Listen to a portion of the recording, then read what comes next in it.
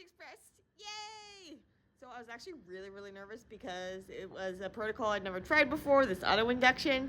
I've always done IPTG to tell when to make my protein, and it's a protein I've never told bacteria to make before. As far as I know, one of them nobody's told bacteria to make before, at least this bacteria.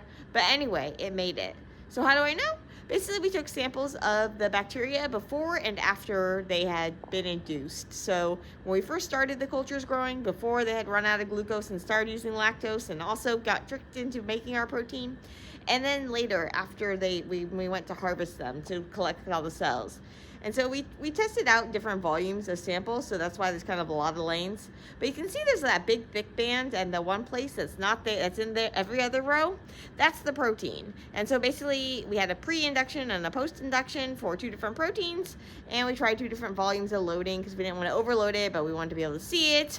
But we were able to see it. Basically our protein, that big fat band, it's at the size we would expect for this protein, and it looks like it expressed well, and so that's good. This was just little samples that we took, and we have the whole bigger cultures downstairs. Oh, not downstairs, they were downstairs. Now they're in the -80 freezer. So basically we pelleted it down, we collected all the cells, we took off all the extra media, and we resuspended it in a buffer that we're going to use when we do its purification and its lysis and stuff.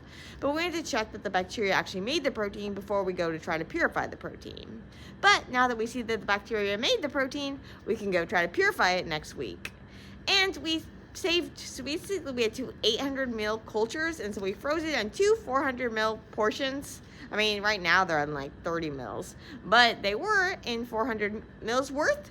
And this way, if we mess up with one of them, or if we decide, well, we're doing the first purification, that there's something else we want to try in the purification the next time, well, now I've got a backup pellet. So lots of stuff to do, lots of purification. Great job to Nicholas and Rory. Or yes, Nicholas was the one doing all this stuff, so awesome work.